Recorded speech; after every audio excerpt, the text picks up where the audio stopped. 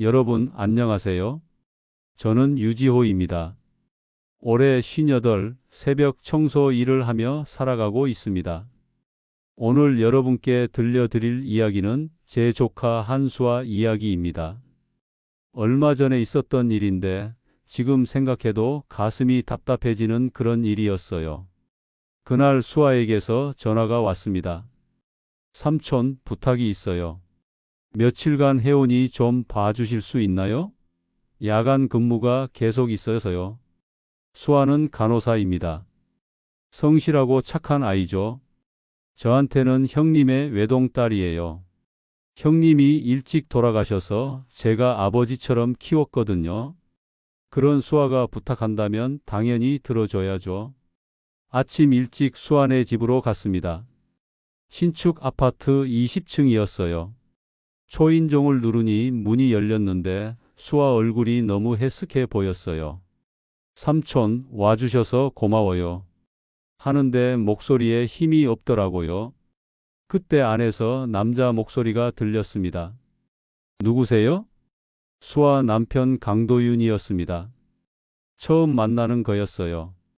키는 크고 인상은 그럭저럭 괜찮았는데 뭔가 어색했습니다.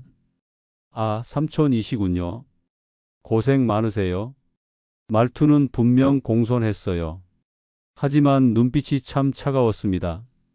마치 저를 반갑지 않은 손님처럼 보는 느낌이었어요. 거실로 들어가니 새 가구 냄새가 진동했습니다. 소파, 테이블, TV장, 모든 게 번쩍번쩍 새 거였어요.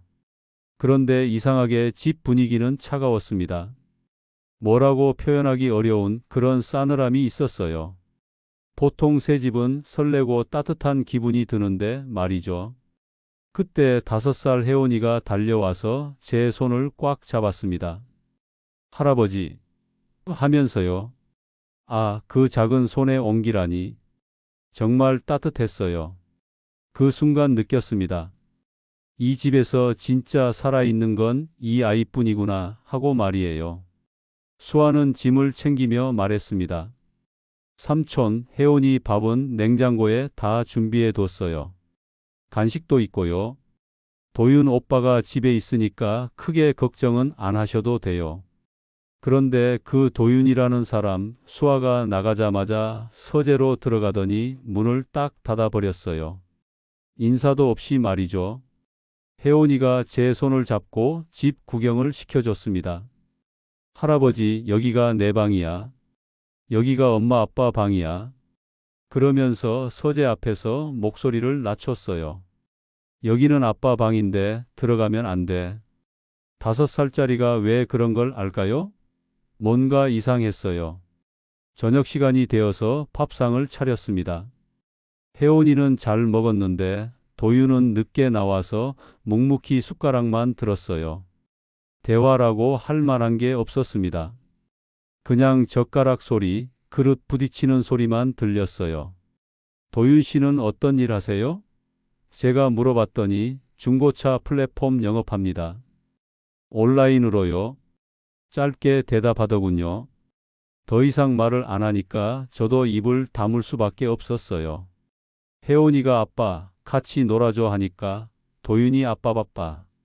나중에 하고 또 서재로 들어가 버렸어요.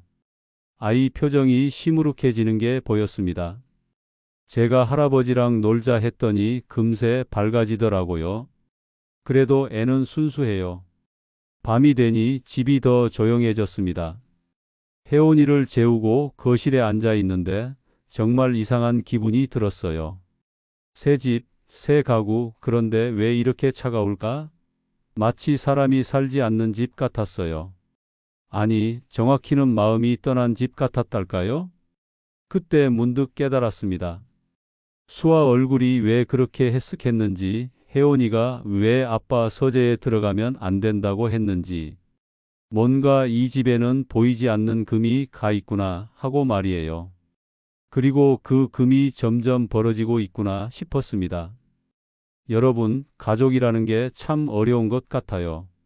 겉으로는 멀쩡해 보이는데 속은 골마가고 있을 수 있거든요. 저도 그날 밤 잠들기 전에 많은 생각을 했습니다. 내일은 좀 더 자세히 살펴봐야겠다 하고 말이에요. 다음 날 아침 수아가 야간 근무를 마치고 돌아왔습니다. 얼굴이 더 초췌해 보였어요. 삼촌 고생하셨어요. 혜원이 말 잘 들었죠? 하는데 손등을 보니 작은 긁힌 자국이 있더라고요. 수아야, 손 어떻게 했니? 물어봤더니 아, 이거요? 일하다가 긁혔어요. 괜찮아요. 하면서 웃었는데 그 웃음이 금방 꺼지더군요. 뭔가 숨기는 게 있다는 느낌이 들었어요. 도윤은 그날도 아침부터 서재에 들어가서 나오질 않았습니다. 컴퓨터 타자 치는 소리, 전화 통화하는 소리가 계속 들렸어요. 가끔 목소리가 커질 때가 있었는데 그건 안 되겠는데요. 조금만 더 시간을? 이런 말들이었어요. 수아는 혜원이 밥을 먹이면서 말했습니다. 삼촌, 요즘 도윤 오빠가 일이 많아서 예민해요. 이해해 주세요. 그런데 그 말을 할 때 목소리가 떨렸어요. 마치 자기 자신을 설득하는 것 같았달까요? 저는 거실을 청소하면서 집안을 자세히 살펴봤습니다. 새 가구들은 비싸 보였어요. 소파만 해도 몇백만 원은 할 것 같았고 TV도 대형이었어요. 그런데 이상하게 생활용품들은 되게 저렴한 것들이었어요. 휴지, 세제 이런 것들 말이에요. 뭔가 앞뒤가 안 맞았습니다. 점심때쯤 택배가 왔어요. 도윤이 나와서 봤더니 바로 서재로 가져갔습니다. 그런데 택배 상자가 여러 개였어요. 크기도 제각각이고 보통 택배는 한 번에 그렇게 많이 오지 않잖아요? 오후에 수아가 병원에 나가고 혜원이가 낮잠을 잤습니다. 저는 거실 청소를 하는데 TV장 뒤쪽 전선들이 엉망이었어요. 정리를 하려고 보니 바닥에 작은 금속판이 있더라고요. 나사 2개로 고정되어 있었는데 살짝 들어가 있었어요. 궁금해서 발로 살짝 눌러봤더니 딸깍 소리가 났어요. 뭔가 열리는 소리 같았는데 그때 서재에서 전화 통화 소리가 들렸습니다. 내일까지 처리해야 해. 돈은 나눠서. 소리 내지 말고. 짧지만 묵직한 목소리였어요. 저는 얼른 원래대로 돌려놓고 청소를 계속했습니다. 하지만 머릿속은 복잡해졌어요. 금속판, 택배, 전화 통화 내용. 뭔가 이상한 일이 벌어지고 있는 게 분명했어요. 혜원이가 낮잠에서 깨더니 제게 와서 말했습니다. 할아버지, 나 어제 아빠랑 놀이했어. 동물 행진 놀이. 어떤 놀이니? 고양이, 늑대, 토끼, 곰 순서로 걸어가는 거야. 아빠가 순서 외우라고 했어. 그 말을 듣고 뭔가 이상했어요. 왜 하필 그 순서를 외우라고 했을까? 그냥 놀이치고는 너무 구체적이지 않나요? 5살짜리한테 순서를 외우라니. 저녁에 수아가 돌아왔는데 더 지쳐 보였어요. 삼촌, 오늘도 고마웠어요. 내일부터는 제가 알아서 할게요. 괜찮다. 며칠 더 있어도 돼. 했더니 아니에요. 도윤 오빠가 불편해하는 것 같아요. 그때 서재 문이 열리며 도윤이 나왔습니다. 삼촌, 수고하셨습니다. 내일부터는 저희가 알아서 하겠습니다. 정중하지만 단호한 말투였어요. 더 이상 있으면 안 되겠다는 뜻이었죠. 밤에 혜원이를 재우는데 아이가 중얼거렸어요. 할아버지, 아빠가 왜 맨날 방에만 있어? 그 말이 가슴을 찔렀습니다. 5살짜리도 느끼는 거였어요. 아빠가 자기를 피하고 있다는 걸. 그날 밤 늦게 물을 마시러 나왔는데 서재 문틈으로 작은 빛이 새어 나오고 있었어요. 그리고 속삭이는 소리가 들렸습니다. 계약서는 내일 처리하고 계좌는 분산해서. 뭔가 심상치 않은 대화였어요. 저는 그때 확신했습니다. 이 집에 뭔가 큰 문제가 있다는 걸. 그리고 수아는 그 문제를 모르고 있거나 알면서도 모른 척하고 있다는 걸. 어느 쪽이든 위험한 상황이었어요. 여러분, 가족 중에 이상한 낌새를 느끼신 적 있으신가요? 그때 그냥 넘어가시면 안 됩니다. 작은 균열이 큰 붕괴로 이어질 수 있거든요. 저는 그날 밤 잠 못 이루고 고민했습니다. 내일은 뭔가 해야겠다 하고 말이에요. 다음 날 아침 도윤이 저를 따로 불렀습니다. 거실에서 저와 마주 서더니 낮은 목소리로 말했어요. 삼촌, 이 집에서는 제가 정한 규칙대로만 해주세요. 특히 서재에는 절대 들어오지 마세요. 그 말투가 명령이었어요. 부탁이 아니라 명령. 제가 왜 그래야 하는지 궁금하네요 하니까 개인적인 일이 있어서요. 이해해 주세요. 하더군요. 하지만 눈빛은 전혀 이해를 구하는 게 아니었어요. 경고였어요. 수아는 그날도 병원에 나갔고 혜원이는 유치원에 갔습니다. 집에는 저와 도윤만 남았는데 도윤은 또 서재로 들어가더군요. 하지만 이번에는 문을 완전히 닫지 않았어요. 살짝 열어놨더라고요. 저는 거실 청소를 하면서 귀를 기울였습니다. 네, 차량 서류 다 준비됐습니다. 계약금은 현금으로. 네, 조용히 처리하겠습니다. 뭔가 은밀한 거래를 하고 있다는 느낌이 들었어요. 점심 무렵 도윤이 급하게 나갔습니다. 잠깐 나갔다 올게요 하면서요.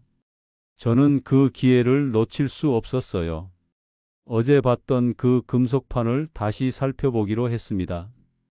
TV장을 조금 옮기고 바닥을 보니 역시 금속판이 있었어요. 발로 살짝 눌러보니 딸깍하면서 조금 들렸습니다. 아래쪽에 뭔가 공간이 있는 것 같았어요. 하지만 완전히 열리지는 않더라고요. 뭔가 다른 방법이 있는 것 같았어요. 그때 혜원이 유치원에서 돌아왔습니다.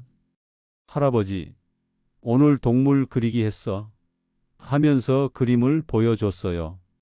고양이, 늑대, 토끼, 곰이 일렬로 그려져 있었어요. 할아버지, 이 순서 기억해? 아빠가 외우라고 한 거.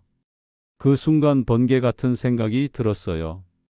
혹시 그 동물 순서가 뭔가의 비밀번호는 아닐까? 하지만 확인할 방법이 없었어요. 도윤이 언제 돌아올지도 모르고 오후에 서재 휴지통을 슬쩍 들여다봤습니다. 비닐장갑을 끼고 파편들을 꺼내 봤어요. 찢어진 종이 쪽지들, 중고차 사진들, 이름이 지워진 계약서 조각들이 있었어요. 그리고 중요한 게 하나 더 있었는데 동물 스티커 조각들이었어요. 고양이 스티커, 늑대 스티커, 토끼 스티커, 곰 스티커. 혜원이가 말한 그 순서와 정확히 일치했어요. 이건 우연이 아니었어요. 도윤이 혜원이한테 의도적으로 그 순서를 가르친 거였어요. 왜? 뭘 위해서?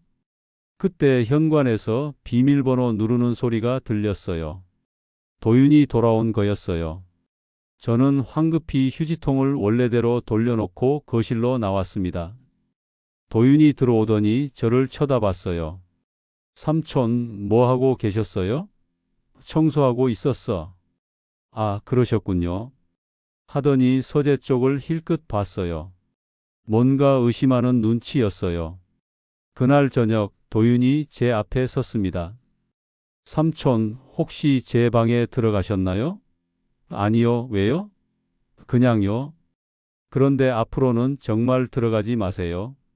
그리고 제 물건도 만지지 마세요.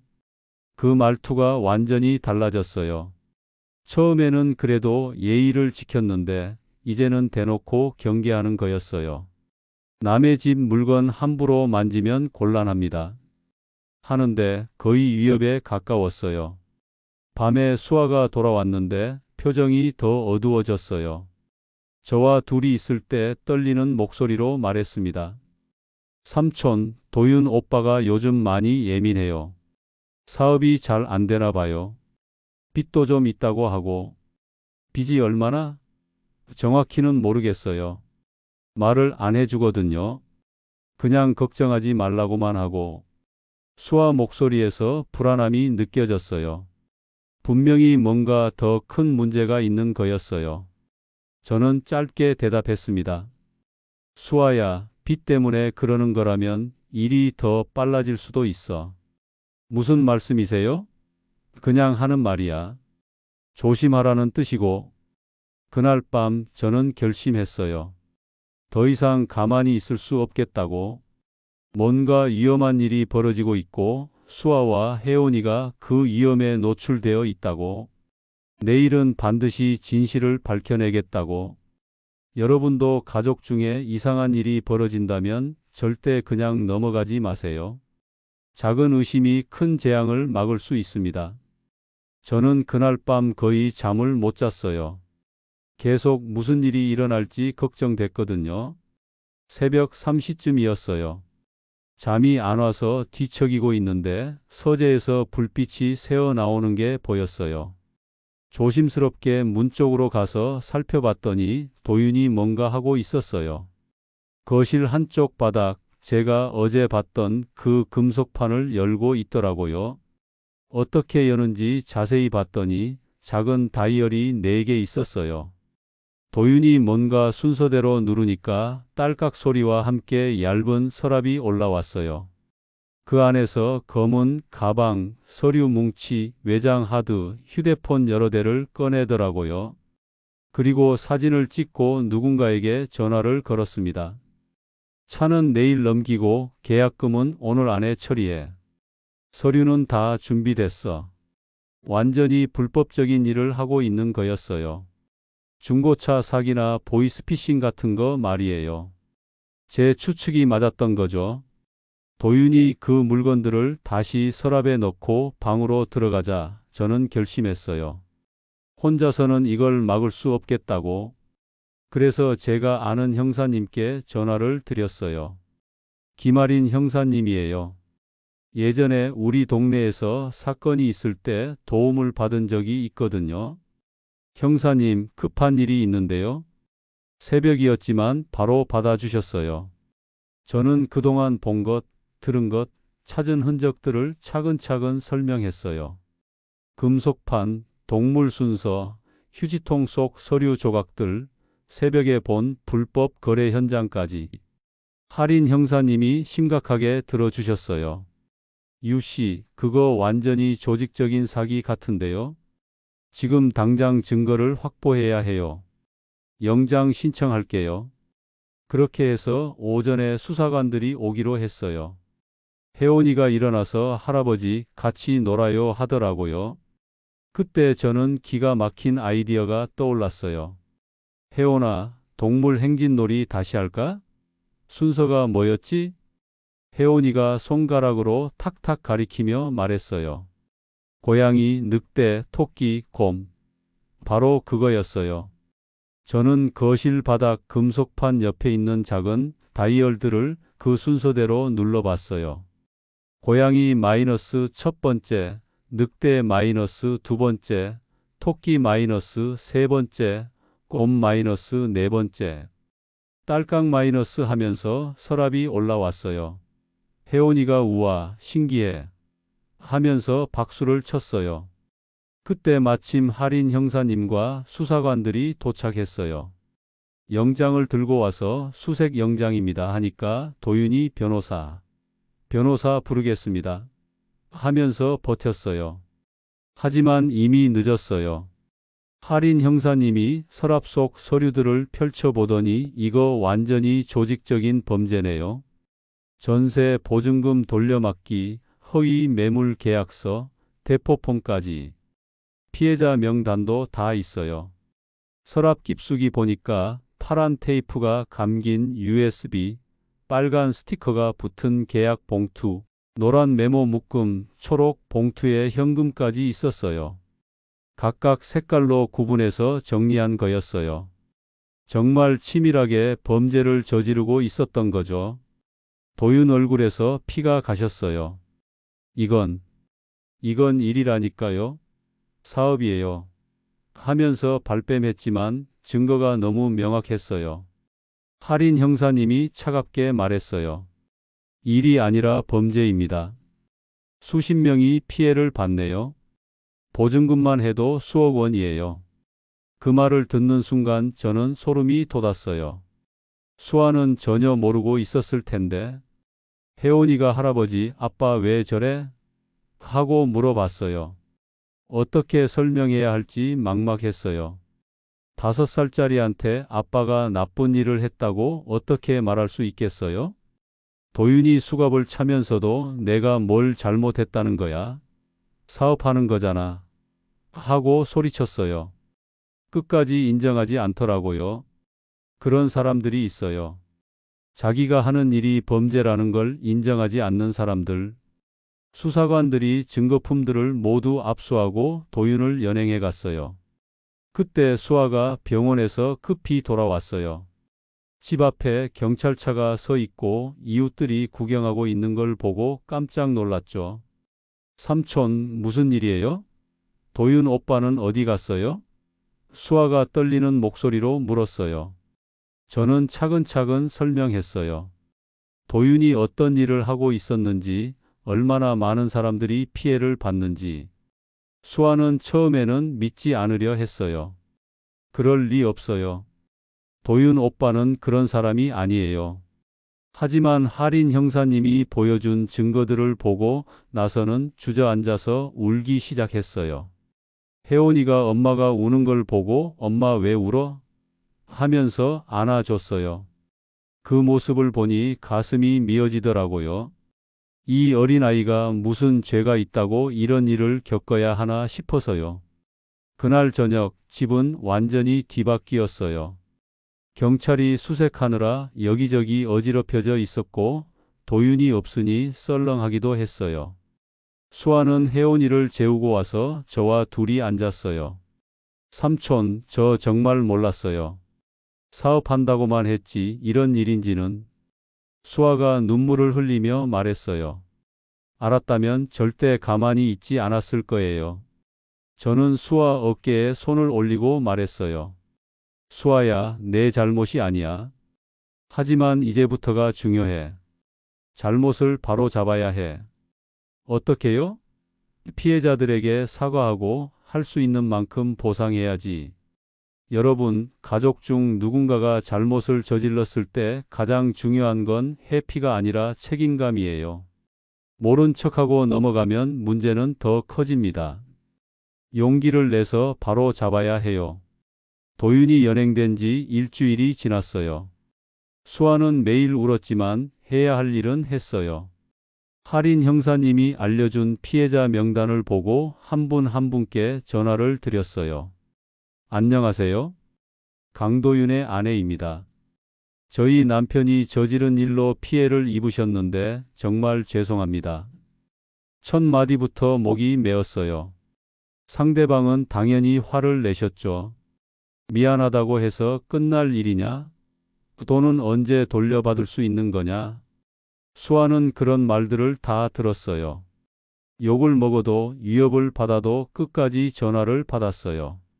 돈은 제가 할 수 있는 만큼 갚겠습니다. 시간이 좀 걸리겠지만 꼭 갚겠습니다. 어떤 할머니는 전세 보증금 2천만 원을 잃으셨대요. 평생 모은 돈이었다고 하시면서 울음을 터뜨리시더라고요. 수아도 같이 울었어요. 할머니, 정말 죄송해요. 제가 꼭 갚겠습니다. 그런 전화를 20통 넘게 했어요. 매번 욕을 먹고 매번 울었지만 끝까지 했어요. 저는 옆에서 지켜보면서 생각했어요. 이 아이가 정말 용기 있는 아이구나 하고. 집은 당연히 나가야 했어요. 전세 보증금도 피해 보상에 써야 했으니까요. 우리는 작은 빌라로 이사했어요. 방 2개짜리 낡은 집이었지만 이상하게 따뜻했어요. 새 집에서 첫 저녁을 먹는데 혜원이가 말했어요. 엄마, 여기가 더 좋아. 아빠 없어도 괜찮아. 5살짜리가 뭘 알까 했는데 아이들은 분위기를 다 느끼나 봐요. 아빠가 있을 때보다 없을 때가 더 편하다는 걸. 수아는 간호사 일을 계속했어요. 야간 근무도 마다하지 않았어요. 피해자분들께 조금이라도 더 갚기 위해서였어요. 저도 청소 일을 늘렸어요. 새벽 4시부터 밤 10시까지 일했어요. 힘들었지만 포기하지 않았어요. 매달 조금씩이라도 피해자분들께 송금했어요. 10만 원, 20만 원씩이라도요. 적다고 화내시는 분들도 있어요.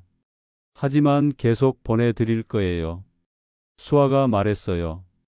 6개월이 지나니까 조금씩 달라지기 시작했어요. 처음에는 욕하시던 분들도 그래도 연락하는 걸 보니 성의는 있네 하시더라고요. 어떤 분은 딸 같은 나이인데 고생이 많다며 오히려 걱정해 주시기도 했어요. 혜원이는 골목에서 친구들과 뛰어놀았어요. 아파트에서는 조용히 있어야 했는데 여기서는 마음껏 소리 낼 수 있었어요. 웃음소리가 점점 커졌어요. 아이다운 웃음이었어요. 저녁마다 작은 부엌에서 된장국을 끓였어요. 콩나물, 두부, 파 몇 대 넣은 소박한 국이었지만 향이 정말 좋았어요. 그 냄새가 집 전체를 따뜻하게 만들었어요. 어느 날 수아가 말했어요. 삼촌, 정말 고마워요. 삼촌 아니었으면 저 혼자 어떻게 했을지. 저는 고개만 끄덕였어요. 말이 길면 마음이 흔들리거든요. 그냥 옆에 있어 주는 것만으로도 충분하다고 생각했어요. 1년이 지났을 때쯤 라디오를 듣고 있었어요. 밤늦게 음악과 사연을 들려주는 프로그램이었는데 DJ가 이런 말을 했어요. 가까운 사람을 지키는 건 긴 말보다 빠른 결심입니다. 그 말이 가슴에 와 닿았어요. 저는 볼륨을 살짝 올렸어요. 수아와 혜원이도 함께 들었어요. 여러분, 오늘 이야기 어떠셨나요? 힘든 일이 있어도 포기하지 않고 바로 잡으려는 사람들이 있기 때문에 세상이 돌아가는 것 같아요.